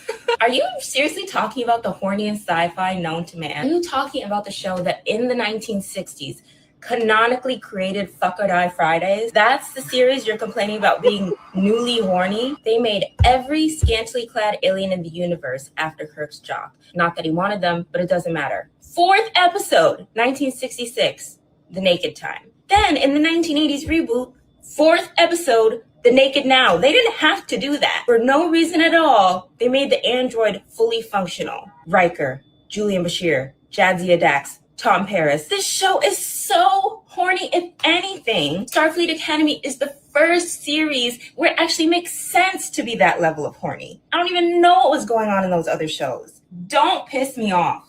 I know that it's racist. Yo, so I guess you felt some sort of way by maybe some folks in the comment section. But Ms. Zyla, could you expound on, first of all, why you felt the need to make sure, I mean, not the need, but why it was necessary, should I say, to make sure we put posts in their place, and just a little bit more.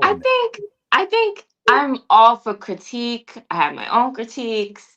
That one just made me mad for some reason, because it's like you being against hormones just canonically does not make sense with the Star Trek world. Like, this show always has been so about the romance and the sex, and it's just one of the fun parts about Star Trek. So for people to get mad at that, it was just wild to me. I had to get it off my chest. I don't think it's important. I don't think we need to address trolls. I feel like, honestly, it's almost not worth the breath. But it just that one made me mad. That one made me irritated.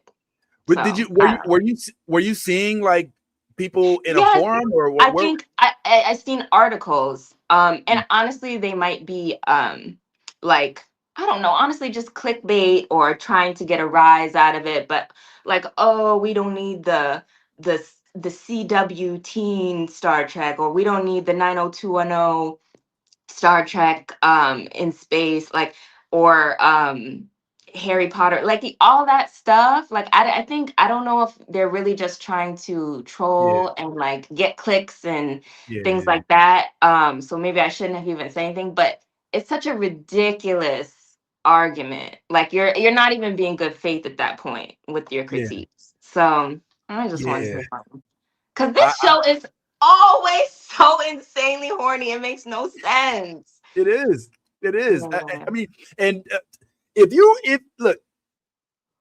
one is speaking about the lascivious nature of this Starfleet Academy, I challenge you to watch the first 5 episodes of the original series, how Kirk kissed damn near every female member of his crew in the mouth.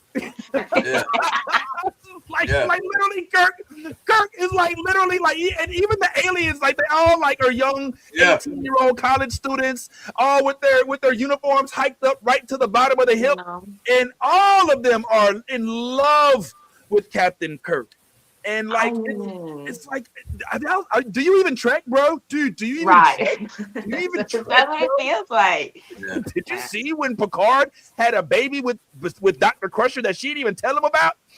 Did you see when when Geordie LaForge had a love interest in Tasha Yar? Did you see when Chakotay and Captain Janeway were stuck on a planet and Captain Janeway dissed Chakotay for a monkey? Did you see how the EMH was trying to get it down with 7 of 9? Did you see how Harry Kim had a girlfriend for the first season, but she just disappeared for the rest of the entire series? And then every time they went to Risa, he was with another chick. Did you like do you trek? Do you trek? It's craziness. It's craziness. I'm sorry. Shit gets wild in space, man. Shit gets wild in space. Yeah, right. I'm starting to feel like I'm not intellectual enough for this show. Did you just say lascivious? Yes. Lascivious? Yes. GPT. I have to look that. Hold on. I'm clearly I'm not on the right time. It's a biblical word, lewd and lascivious. Okay.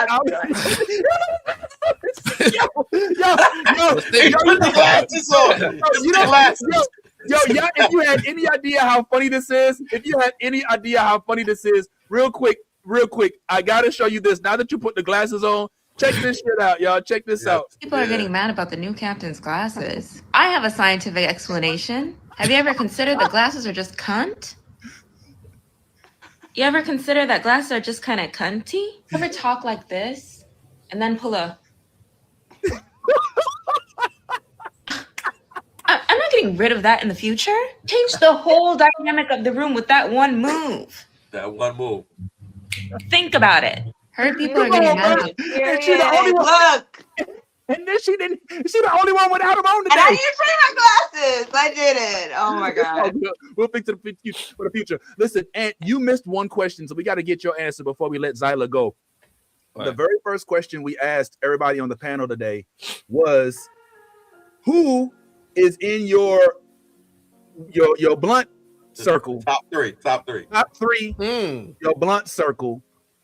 If you were in Star Trek and you got a chance to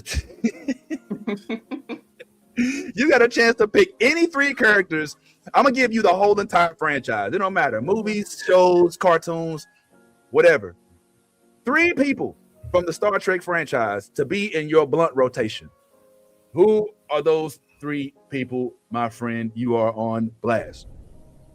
I feel like I would need to talk to people or pass the blunt to people who have stories to tell.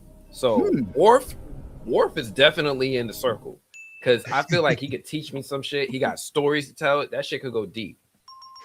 7 of 9, I would pass it to her just because she needed. Right? She got a lot of shit. She needed.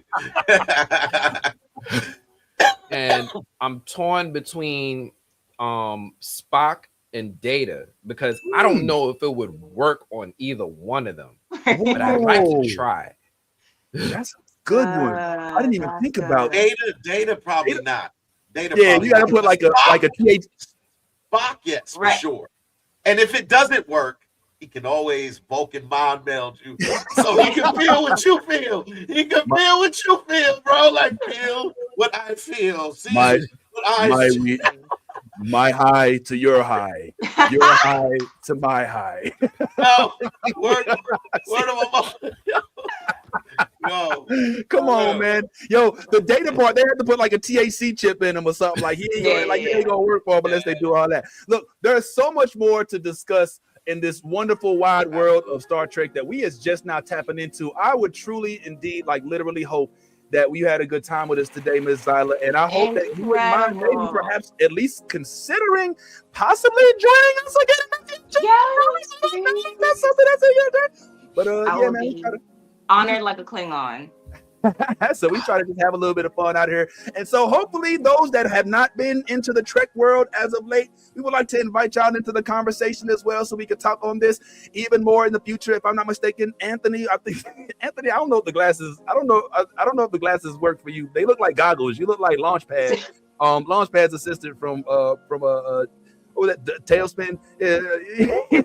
He looked like a minion. Yo, you're cleaning them. You gotta clean them a little. Yes. That's it. Right. And how many episodes is Starfleet Academy? 10, right? I think so. I'm not sure. And you know, you ain't even listening. And is it 10 episodes? 10? No, I think it's like, I don't know. I actually don't know. Okay, we got to get on that. Eight seems like it. Eight. I hope not. I missed the 26 series. Damn. You know, I missed that. But it is what it is. Well, anyway, guys, I think we've taken up enough of Miss Zyla's time. Thank you so much once again for joining us. We will hopefully see you again sooner than later. And I'm gonna hit you up about that brief little mini podcast type thing that we might do just to cover all of the Star Trek shows. Once again, ladies and gentlemen, the one and only Zyla Treks. Thank you so much. Thank you. What a review we just got, and what fun it is to have Zyla on the show. I love, as you all know, bringing the melanation into the nation, and especially when it's Trekian. Hallelujah. We got to cover so much, and I think we got a lot more to explore with regard to the world of not just Trek, but sci-fi in general, if that's cool with y'all, man. Another thing, as I discussed a little earlier, and I'm going to have to run to the little boys' room right quick and come right on back in a little bit. So I'm going to give y'all live from the pot. Yeah. First one in 2026. I might do live on pot, not from the pot. Yeah, and if you could real quick before I get back, could you talk a little bit, because we are hoping to talk about the Knights of the Seven Kingdoms here coming up pretty soon, and we might have a special guest coming. Is that right? Yeah, we locked in. I believe we locked in to have a special guest from Knight of the Seven Kingdoms to join us on the new Blurred Order. But we also have some Robin Hood. Oh, he already gone, but he didn't even take himself off the screen. Yeah. But yeah, we're definitely going to be getting into live Knight of the Seven Kingdoms. I actually didn't realize the show didn't premiere yet, so we actually have some stuff ahead of the premiere. I don't even know if we should be showing it yet, because I want to give people an opportunity to see what this world of Westeros is. That's 100 years before Game of Thrones, way after House of the Dragon, and it's just like somewhere in the middle where we're following these two interesting characters with Dunk and Egg. I don't know. Did you watch the episodes, Ty? I did, and I think that people are going to be pleasantly surprised. At first, that when I first saw it, I was like, "This is different." Yeah. But after getting into it, I think people are going to be pleasantly surprised. There's a lot of characters that you may or may not recognize. And without saying too much, there are characters that you will become familiar with that you will love. That's all I'm going to say about that. I'm just going to go all in. Listen, I'm not going to spoil it, but I will say that when I first started watching the show, I was on the fence. I was like, ain't no dragons.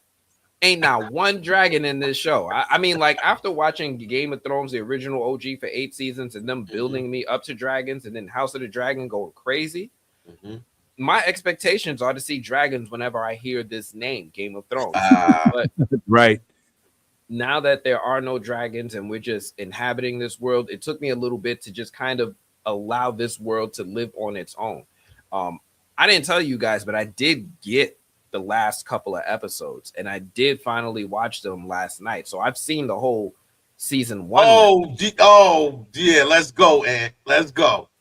And now that I've seen the whole season and I see where they go and I see how they end things in season 1, I'm wholeheartedly recommending this to do it. Oh wow! I knew it. This is a 360, y'all. This is 360. You're seeing it right here. It took some build up, it took some time, and it took me to reset my expectations as to what Game of Thrones is supposed to be in my mind. But now that I've gone through all of that, I'm like, this is all right. This is fun. Now, I still like the action of the spectacle of the OG and House of the Dragon more, but I am okay with this existing the way it is. It is a nice little fun adventure. Almost feels like a side quest in the world of Westeros. And I'm okay with that. Let them go on their little side adventure and level up and then come back to us in the summer with House of the Dragon season 3. Okay. I might have missed a little bit when I was on the pot. But Ty, I think I heard you say yeah, I didn't have to sit down this time. But yeah, Ty, you said that there was some things to be pleasantly surprised by. Yeah. When does the show drop, bro? Oh, actually, you know what? I think it comes out tomorrow. I think it comes out tomorrow. Like January 18th is the first one. Okay. Yeah, tomorrow.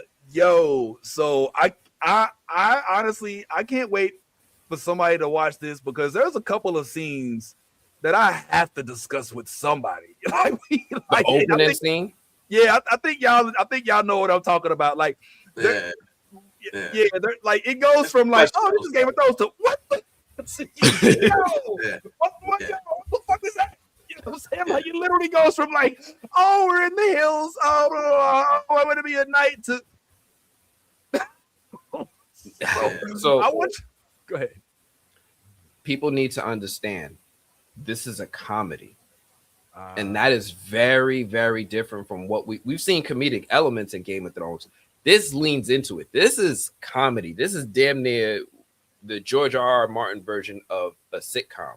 So you're going to have your 30-minute episodes and there's going to be jokes flying fast in their style. So just get yourself prepared for this genre switch from action, drama, fighting over the Iron Throne to we're going to crack some jokes.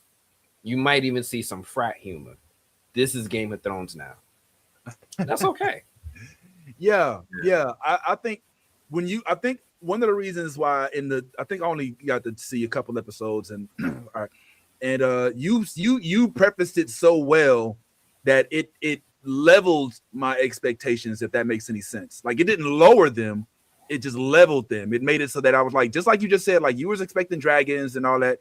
If you go in it knowing there's no dragons, knowing that there's likely, and I haven't seen all of it, but there's likely no White Walkers, and you know, you may hear a name or two you recognize, like Targaryen or Targaryen. Man, what's up with you, man? I don't know. I'm deep in the world. You've been watching the Kardashians. Yeah, he loves the Kardashians. Chloe Kardashian movie came out. Nah. Or you know, or like you might hear Lannister. You might hear a name that you recognize. But I compared this to a live action Legend of Zelda movie. It's kind of how it feels. It feels like you're watching a role-playing game a little bit with humor and a lot of different aspects of it. But yeah, I'm geeked up, especially because, like I said, we'll be able to speak with none other than the one and only Tamsin, who will be, I'm assuming, hopefully joining the show sometime soon. And not only is she in the Knights of the Seven Kingdoms, but she's also rumored, at least posted, to be in the upcoming Assassin's Creed movie, which I don't even think has been filmed. Series. It's a series. Oh, snap. So yeah, we have a lot to look forward to if we're able to secure this one, and we will definitely get deep into that. But we'll you know what, maybe we should do another watch party and drop it after the game of the Knights of the Seven Kingdoms, because I really want to talk about that scene. Like the problem with Game of Thrones shows, they come on Sundays and our show's on Saturday. You know what I'm saying? Like that's always been a problem. That's always an issue. So. That means we just need to record something and then stream it on Monday. Yes, it does. Problem solved. Problem solved. See, that's why we fuck with you, Ant, because you know what's up.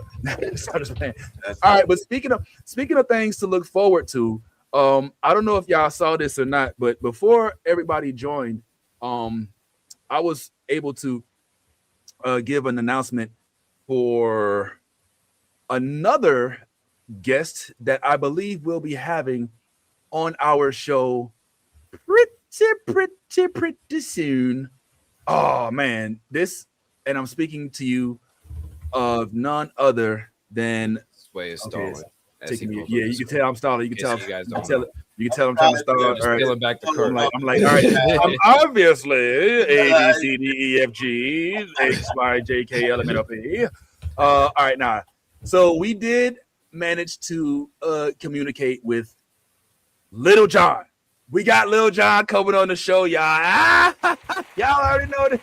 I'm just playing. It ain't. Look, why when I told her that, when I told my wife that, she was like, "Oh, y'all got the East Side boy?" Like, no, babe. No, Little John. No. It's the Little John from Robin Hood, obviously. The one and only. Nah, okay. No, bare necessities. That's Jungle Book. That's not even. All right, but nah. In actuality, and I think we can say this is confirmed, right? And I think this is definitely on the books. We got the confirmation. Yeah, no, we're confirmed for next Saturday. Next Saturday John, during the stream. During the stream, so we're gonna have a live guest. I think Tanzan Crawford. I owed him an update on Tuesday. We're gonna lock in that. I have a couple. I don't want to take you away from Lil John right now. I'll talk about that in a bit. Yeah. Let's just kind of bask in Little John, whose name is Marcus Frazier. He is the new black version of Lil John, which I think they introduced a black version of Lil John with Teron Edgerton with Jamie Foxx. Yeah, Jamie Foxx. Yeah. So I mean, it kind of goes, and I can't wait to talk to him, because if you did watch the Robin Hood series, then you know that Lil John, they make him, he sounds like Batman. I mean, he sounds like Venom. Where's Rachel? You know what I'm saying? Like, he's very like, well, I don't know, Robin. Everybody in Loxley is like, we are Venom, Robin. We are Venom. But as a member of this, you know, obviously, I think that whenever something like this happens, when you have a guy that's of melanated descent take over the role for somebody that people are accustomed to seeing as somebody with lack of melanin, then you get the trolls saying, "Oh, it's so woke, man. They're trying to make Robin Hood woke," you know. And we always want to make sure we lend our support to those that have to deal with those types of things, especially when we love the project that they're in. And Ty, I think you and I can both say with certainty that we both loved this project. Am I wrong? Yep, 100%. I would definitely recommend it. If you haven't seen it, go watch it.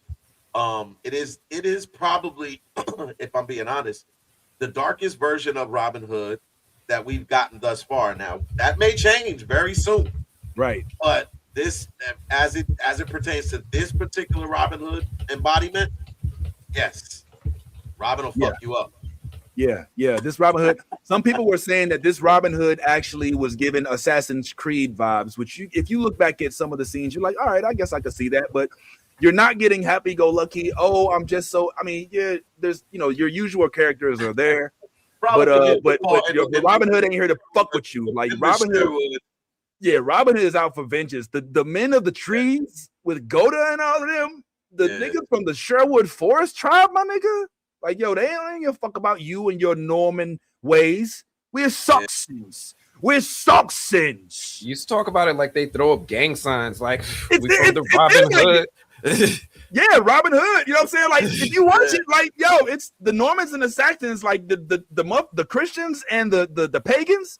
Like, the depiction of it, because like what is absent in the other Robin Hood series as opposed to this one is the portrayal of the Saxons. Like the Saxons are basically kin to the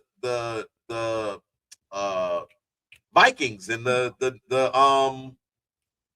what do they call them?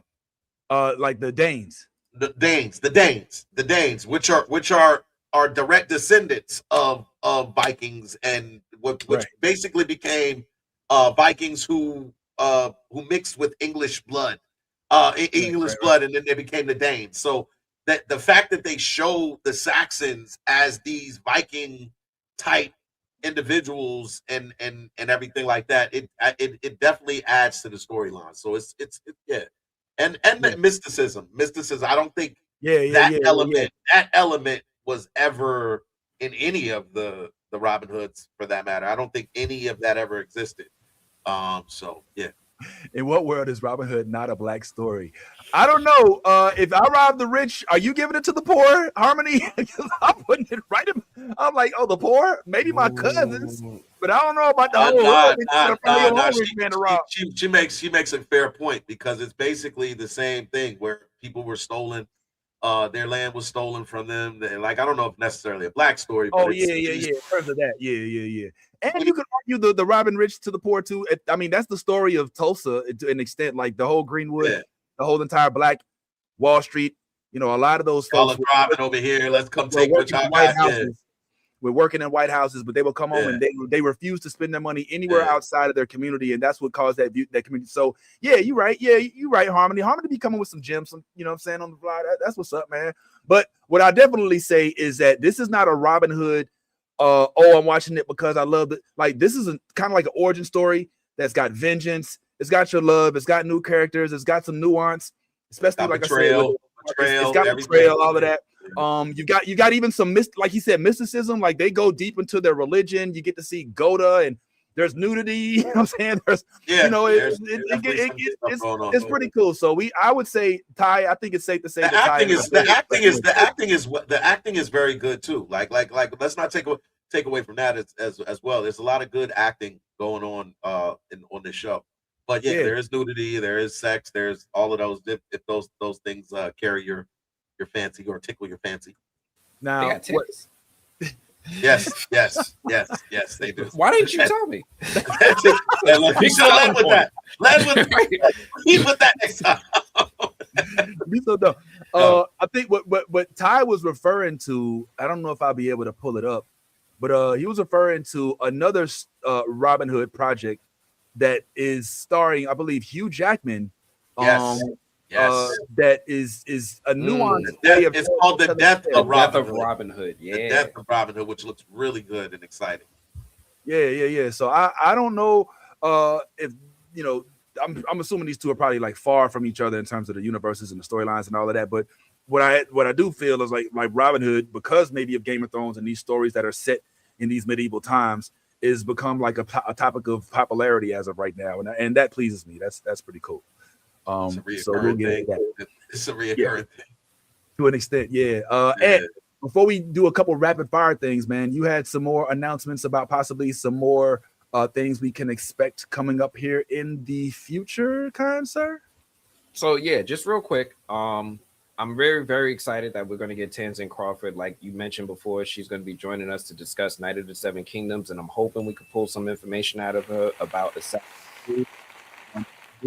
Out, and I swung for the fences with this one. You inspired me. Aim for the moon, settle for the sky. I did reach out to Yahya Abdul Mateen and his people to talk about the upcoming Wonder Man and Man. Marvel, Disney, they're really hard to get a response from Marvel and Disney with any of their press emails, even if you have the talents agents on the emails. So I don't know if we're going to get that, but definitely Man on Fire. I feel like Netflix is going to be a lot more receptive to. Sandro Roaster, my guy. Look at your DMs. Look. Premiere. I told you I was going to interview you. Look at our platform. Look what we do for the people that we bring onto our platform. It's not like we just sit here and lightly discuss things. We are trending on social media. We got more followers. Come on the show, bro. Carice Brooks, Starfleet Academy. I spoke to your manager. Tell her to read her email. Come on the show. We will uplift you. We will celebrate you. We will talk about your excellence in a safe space. Come on to the new Blurred Order where you're going to get celebrated the right way. Thank you. Yay! That's what I'm talking about, man. Pulling up, man, for the Cobra Plus. So yeah, big things, man. If you've noticed, it's only, I think, a third week in January, and we've already had interviews from Marvel folks, from Star Trek, influencers, from and it's just gonna keep going. And we hadn't even talked to y'all about Ant's interview with Keith Stanfield.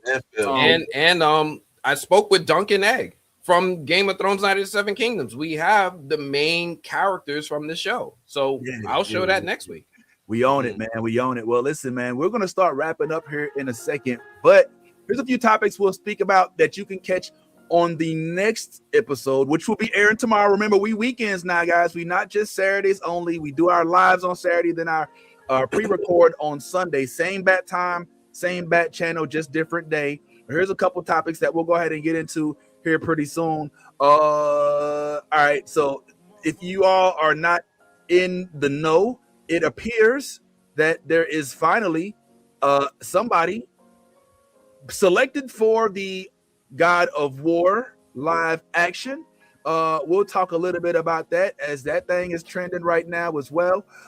There's also a discussion that Ty, who did put me onto this, I haven't seen it yet, but talk to us about the beautiful movie Sarah's Oil, which is about a young black lady who inherits, if I'm not mistaken, like a whole lot of oil on her land, but they keep underestimating her. Ty would know it better. We don't have much true story, based on a true story, by the way. Based on a true story. So I haven't had a chance to see it, but Ty, whenever he recommends something, we normally put it in the all right, check it out column. That young lady she's on the up and coming, man. I meant to have her name ready and I'll find it before the show's over. But yeah, she's an up and coming star. Look out for her. I'll get her name real quick. Absolutely. There's also a few other new projects. The Mummy, there's a new Mummy coming out. There's an Avatar game. I don't know if we'll talk about this in length, but evidently there's a really good, and not avatars in blue people, but avatars in Aang. Sorry, depending on which one you watch. Aang and all of the waterbenders and the airbenders and all of that. So that's looking pretty cool. And of course, there's a couple more things that we'll talk about here in the next block, which you can see tomorrow. There is now evidently some screenshots of Sansa playing Laura Croft, and some people have opinions about it. We won't talk about them right now because it gets deep. But there's that. Dave Filoni and Lin-Win Brennan, evidently this is a thing as well, are now the new presidents of Lucasfilm. There's so many different topics to discuss. We'll talk about a lot of this stuff for tomorrow as well. This one is one that I'm fascinated with. For those of y'all that are of the 1900s like me, Demolition Man 2 evidently at least is being talked about, and I'm not opposed to it. And even though both of them are like 80 years older now, Simon Phoenix was one of the dopest villains of the 20th century. You heard it here first. Simon Phoenix is what's his name's character. We also have to talk about the fact that Ant watched Andor and doesn't approve of it. It's already like, he's like, well, when does it get good? I'm like, I keep following. Well, like, what do you, Andor? Yeah. I mean, saying, like, when does it get good? Andor? Andor is, what do you I feel you, Ant, because when I first watched Andor, I was of the same ilk. I did take a little bit of time. And it does eventually grow on you. You have to look at it as an origin story. You have to look at it as like a developmental type production. Like, I know, man. I know. We'll talk about it, man. We'll talk about it. And I think finally, the only other topic of discussion that we had was, you know what? I ain't even gonna get into that. Yeah. Sakamoto Days may or may not have a real live action thing coming out. It looks like CGI, but we'll talk about that on a later date. As for today, man, this was fun. Her name, Vince, and I told you I was going to get that young lady's name because I think she definitely deserves her flowers. Her name is Naya Desir Johnson. Keep your eyes out and posted for this young lady. She is a star. Trust me. Okay. All right. Yeah. Naya. Yeah. We'll definitely. Hey, we're going to talk to her as well. Please do us a favor, like we always say, like I say, like, subscribe, comment, share, like, subscribe, comment, share, all of those good things. And make sure y'all pull up the next time, because like we said, this is an interactive discussion. I learned about that truth. Oh, they hate it. Yeah, man. Yeah, we're going to talk about all that. Well, thank you so much for sticking around, for each and every last one of y'all. For the IG crowd as well, make sure y'all pull back up tomorrow. We will be here at 10 a.m. Eastern Standard Time, talking more chat. As for right now, once again, like we always say, be your authentic self, because if you ain't being yourself, guess what? You being fake, and then there's no honor in that. And in all things, if you a geek, go ahead, do yourself a flavor, and let that good old geek flag fly. Deuces from coming soon. Listen up. New Blurred. Oh, hold on, can I do that again? Hey, check out New Blurred Order. They're a whole vibe. It's the newest thing on the. Sorry, let me try that again. I'm so sorry. Hey, shout out to New Blurred Order. They're a whole vibe. The funniest people, the friendliest people, and also the nerdiest people you ever see. And they're black. Check them out.